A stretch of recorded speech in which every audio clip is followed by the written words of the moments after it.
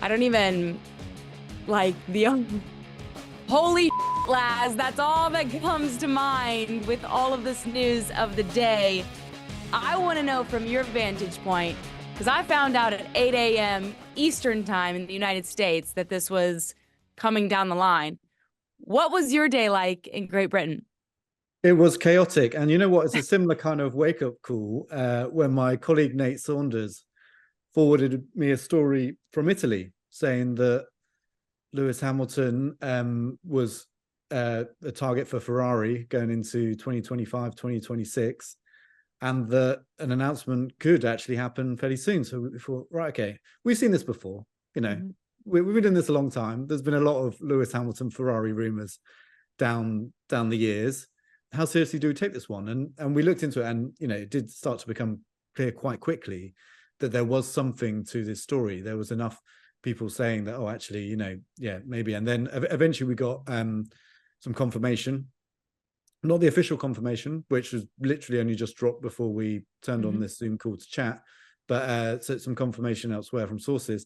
And then we could, put together a story and start to understand it a bit, and also start to get our own heads around it. I've written a longer piece on, what it means for F1, what it means for Mercedes, how great it is for Ferrari.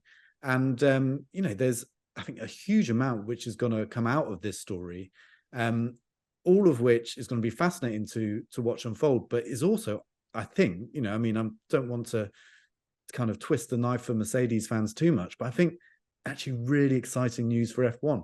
Having the biggest name driver switch teams, we didn't see this coming. No. As you mentioned at the start of the podcast, holy yes, we did not see this coming. So yeah, for that to happen all in one day is something quite remarkable. And yeah, my phone is still buzzing, so if you every now and again hear a buzz go off, that's it. But I think we have the main bits of news are in. Lewis Hamilton will be a Ferrari driver from 2025 onwards. So Mercedes just released their statement with a couple of quotes, one from Lewis Hamilton, one from Toto Wolff, of course, but basically comes down to Lewis has activated a release option in the contract announced last August, which I find interesting because we didn't know the whole details of that said contract, but now we know that he had a release option and he's going to take it, which leads me to assume, and that's a dangerous game, so I'm curious your thoughts.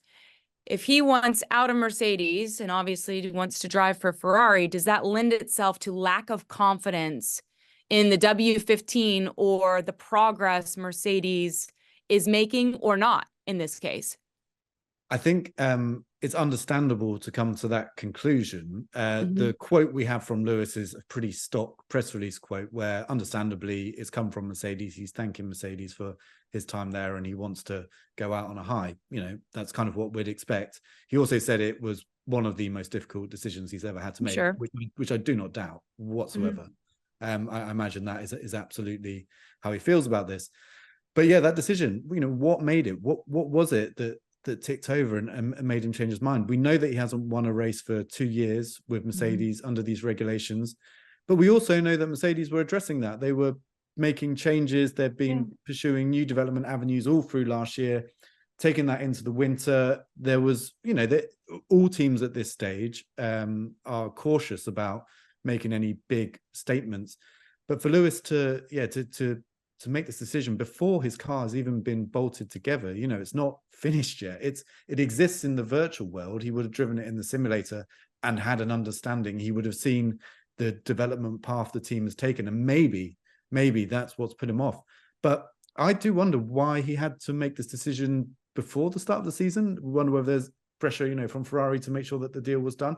I understand everyone wanting to get it done, but if I was in Lewis's position, I would have at least been tempted to start the year, see where the cars stack up, see what kind of job, Mercedes have really done before committing to it. So these are all questions I unfortunately do not have an answer for because we haven't had a chance to speak to Lewis and ask him about it. And the details of exactly his thinking process are still relatively hidden. I haven't seen a huge amount of reporting anywhere that can really dive into what Lewis was thinking about this one. But that's what also makes this sport so compelling and so unique, because you're going to have a driver in a seat driving for a team this season, Mercedes, who's been very good to him. They've had a great partnership. Obviously, they've won many, many times together. And yet, his future is not with that team anymore. And then he's jumping ship to like that dynamic Awkward. is so awkward, and no Yeah. other sport gives it to you like that. So I find it so unbelievably fascinating. It's going to be a storyline throughout the entirety of the season, which as media members, we of course appreciate. Toto Wolff said, Lewis will always be an important part of Mercedes motorsport history. We know that. However, we knew our partnership would come to a natural end at some point, and that day has now come. You knew that the partnership would end, certainly. I just thought it would be Lewis riding off into the sunset, retiring from the sport, not necessarily finishing his career in a different car. I'll ask you the same. Go ahead. No, I was going to say that's exactly what everyone was thinking. I think that's what Mercedes were thinking. When that, just to be clear, when this contract that he's currently in with Mercedes was announced, I mean, it hasn't actually started yet because he hasn't gone out for the first test of this new contract, which we already know is going to end in a year. When that was announced, it was announced as a 2-year contract. And, sometimes teams might disguise what they've done by saying a multi-year contract. Incidentally, that's what Ferrari have said. It's a multi-year contract. Now, that could mean anything from 2 to, 7. Well, not very often, but certainly 5-6 years potentially. But to do a 2-year contract, say it's a 2-year contract, but have this, this release kind of clause in there that Hamilton has activated. Now, that's not that unusual. We know that these release clauses do exist in a lot of contracts. Often they're related to performance. So the team has to underperform before the driver can activate it. But obviously with Lewis, he's a slightly different level of driver. And so if he wanted to make sure there was this clause in there, then perhaps he was insistent on that.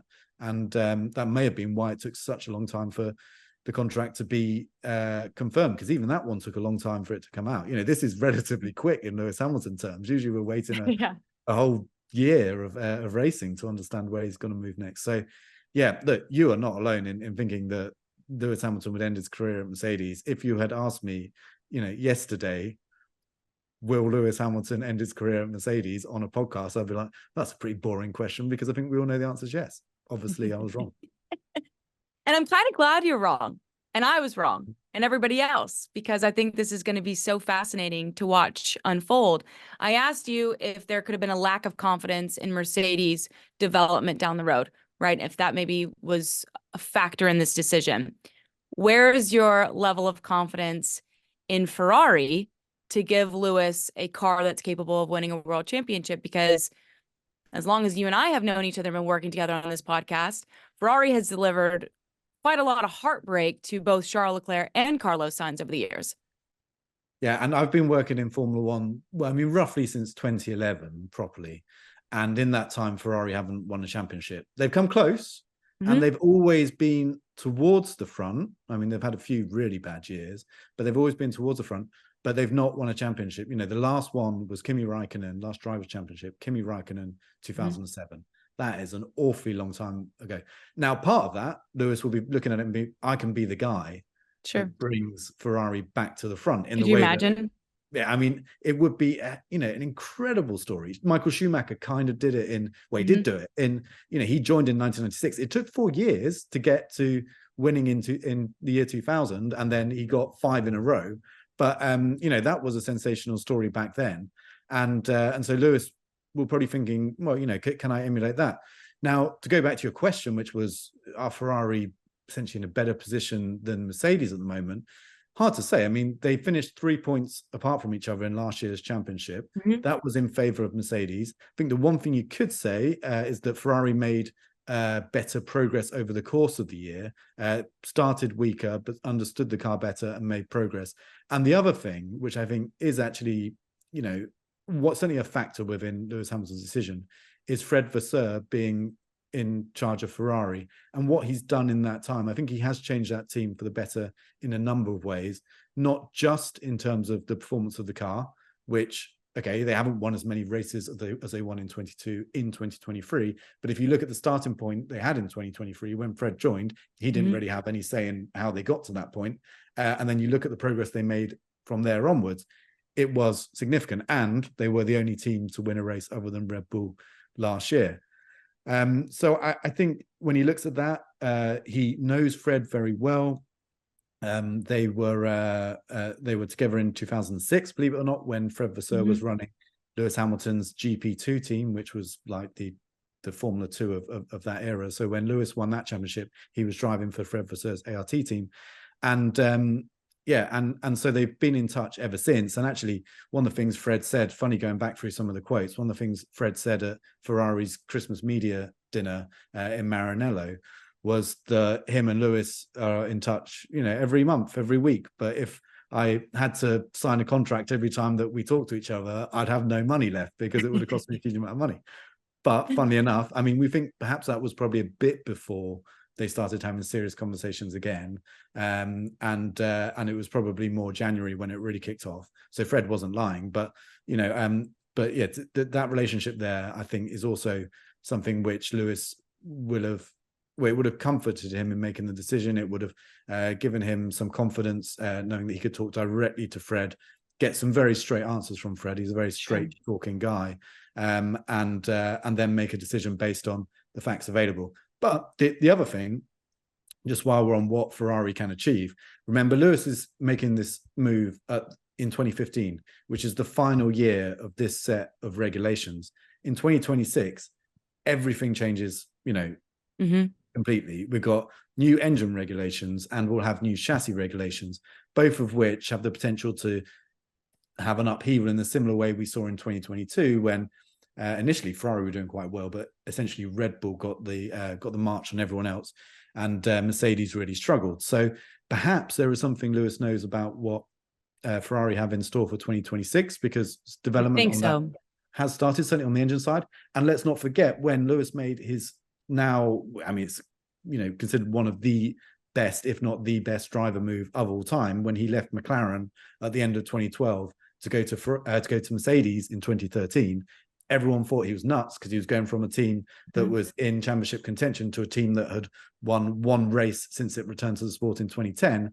And yet from 2014, 15, 16, 16 Nico won, but 17, 18, 19, 20, he won championships. And that's what made him a 7-time world champion. So maybe he has seen something in Ferrari that he saw in Mercedes ahead of a regulation change. And so by getting in there a year early, he'll get to know the team, he'll get up to speed.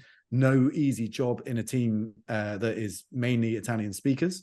And Lewis, I think he speaks a little bit of Italian, but I don't think he's fluent. And also going up against a driver like Charles Leclerc, who has been there as long as he has and has such deep ties to Ferrari. He's kind of coming into someone else's team now. Which is so fascinating to think about. And to your point, Fred Vasseur, I feel like has meant business. He's made some key moves. He's brought engineers over from Red Bull and Mercedes, kind of putting his money where his mouth is. Obviously, now getting a 7-time world champion in your driver lineup is massive. There is a butterfly effect to all of this. Carlos Sainz just put out his statement as well in the aftermath. He said, following today's news, Scuderia Ferrari and myself will part ways at the end of 2024. You don't say. He didn't say that. I said that. We still have a long season ahead of us. And like always, I will give my absolute best for the team and for the Tifosi all around the world. News about my future will be announced in due course. Where do you think we see Carlos Sainz in the future? Well, I think he'll be keen to keep his options open to start with, because the landscape has dramatically changed with Lewis leaving Mercedes. There is a space at Mercedes. I mean, only 3 years ago, every driver on the grid wanted to race for Mercedes because they knew it was the fastest car. Probably not the case anymore, well, it's definitely not the fastest car, but probably not the case anymore that it has the same value that it once did, a Mercedes contract. But it's still got to be an option for Carlos, and Carlos, would probably be direct swap could be an option. Yeah, I mean, it would be kind of through necessity a bit. I don't think either side is essentially what they wanted going into this year. Carlos wanted to sign a new contract with Ferrari. He said that very clearly at the end of last year, and it going back to that Ferrari media gathering again just ahead of Christmas. Fred was still talking about a Carlos contract then as well, as as a possibility, not a done deal. He made that very clear, obviously, but certainly something which they were considering and something they wanted to get sorted as early as possible if they were going to go with Carlos. Obviously, things changed. So Carlos now, he'll look at his options. Mercedes is one. I don't think it's the most natural fit, so I'm not sure it will go ahead. Another one potentially is Red Bull. Of course, Checo Perez contract ends at the end of 2024, and Carlos has history at Red Bull. Not all of it brilliant. He left the Red Bull young driver system under a bit of a cloud. Never got his chance to actually race for Red Bull. So I think it would have to have a few change of hearts and a few kind of people just going along with it because it makes sense. But then there's another one which we've been hearing about for months now, really kind of almost over a year, and that's the possibility of Carlos being a contender to go to Audi. Now, I know what some people are thinking, Audi aren't on the grid yet. Well, that's true, but they are in the process of taking over the Sauber F1 team. And so by 2026, that magical year of new regulations, Audi will be on the grid with their own engines looking to fight for championships. And Carlos would be a pretty good target for them because they're going to struggle to get any of the really top drivers. One, because it sounds like most of them are going to have a contract. We know Max has a contract. We know Lando has a contract now. We know Charles has a contract. We know Lewis has a contract. So there's that, which Audi are going to have to contend with. But also because, it is going to be a building period and it is going to be a building phase. They're not going to be competitive straight away if we base it on what most new teams have to go through coming into the sport. So that is a logical step. And the other connection there is that Andreas Seidel, who was the team boss at McLaren when Carlos Sainz was there, is the CEO at the Audi F1 team, and therefore can pull some strings if he thinks Carlos is the right man for the job. So I would say that's the most natural fit. But I'd be surprised if he just jumped straight into it. I would have thought Carlos and his team would want to assess all options and then make a more kind of collected decision, and not leave it too late, of course, because you don't want to be left out in the cold. No, you don't. But in due course, we will find out. But one name you didn't mention in terms of having a contract, and this is why the internet always wins. I don't know if you've seen some of the memes today, just in general, of Lewis making this switch. They have been phenomenal. I feel like I've been on Twitter all day, just refreshing. But a rumor that has hit the internet waves: Fernando Alonso taking the seat in 2025 with Mercedes. I mean, that just means just as crazy as Lewis going to Ferrari. What would you think of that? Well, if you look at Mercedes options, and you look at it purely on who is the best driver without a contract in 2025, I don't think there's that many people that would say that, they would point to Fernando Alonso, wouldn't they? I mean, he's a two-time world champion. He's as far as I'm aware, I'm trying to work for all the contracts in my mind right now, but he's the only existing world champion who will not have a contract in 2025. So, if Mercedes want to replace former world champion for former world champion, he's the only option. But he is also just very, very good. But there are a few questions around that as well, aren't there? I mean, one, again, going back to is Mercedes the draw it once was? Would Fernando absolutely choose Mercedes over staying at Aston Martin if that's an option for him? Aston Martin made a great start to last year, then tailed off. But, at the start of last year, Aston Martin were the team that everyone was talking about, and Mercedes were in dire trouble. So it looked like Alonso pulled a masterstroke to move there. So he's got to take that into account.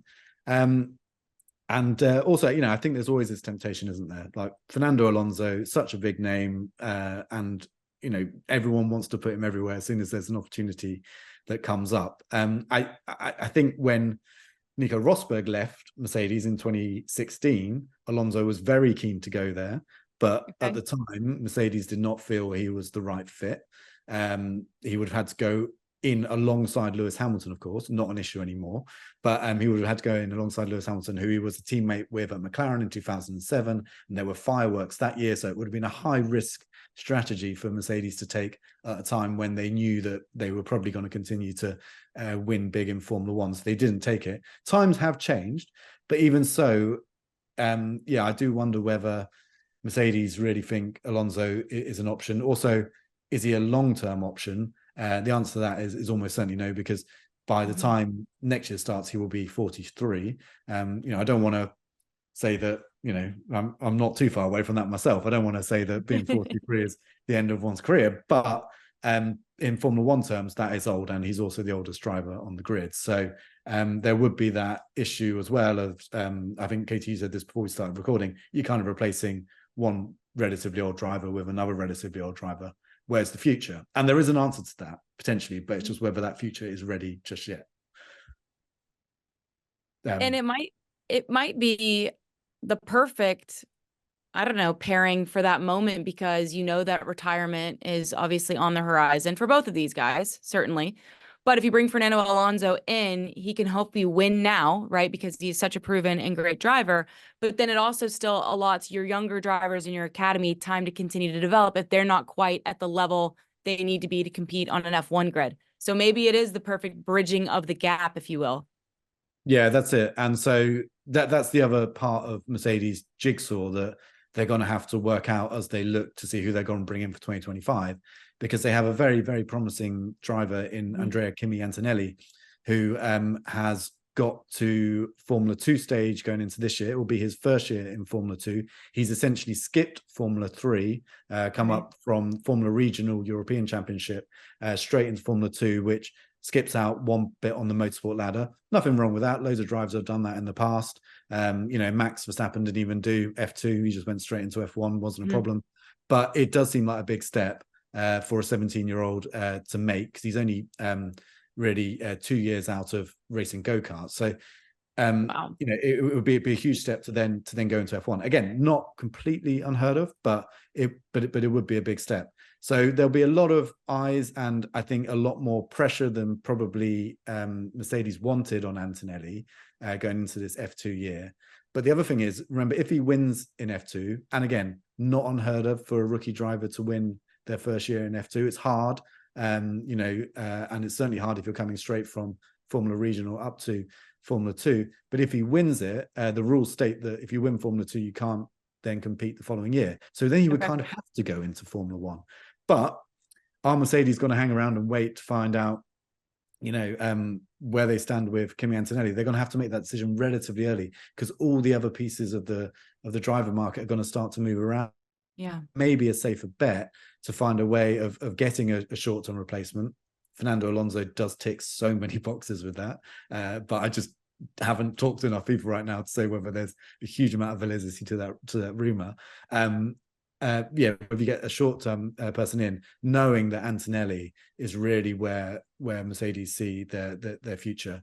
And then, of course, let's not forget in this Mercedes conversation, a chap called George Russell, who, last year didn't have the best of seasons, but in his first year at Mercedes outscored Lewis Hamilton. Last year in qualifying was marginally ahead of Lewis Hamilton when you average out all of their qualifying times. So he is sensationally quick, George Russell. And in a way, Mercedes, I think, no matter who comes in that second seat, and this could be a reason for it not to be Alonso, is they will probably want to base their future around Russell, perhaps George. Get a longer contract in soon, because he's also on one of these 2-year deals through to what's going to be the end of 25. So George, I think, should not be forgotten as a big piece in Mercedes' puzzle going forward.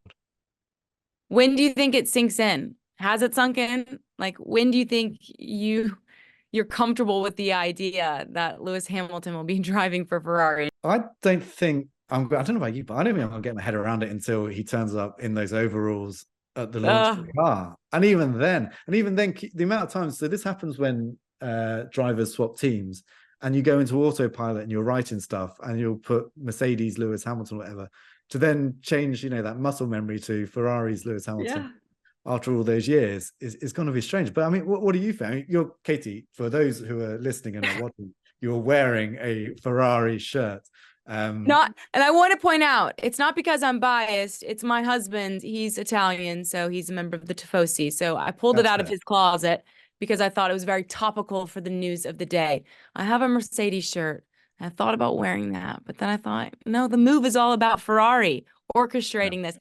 I think there is something about Ferrari, for better or worse, that any driver who gets the opportunity presented to themselves, I think would be enticed and infatuated with the idea of driving for Ferrari because it is so iconic.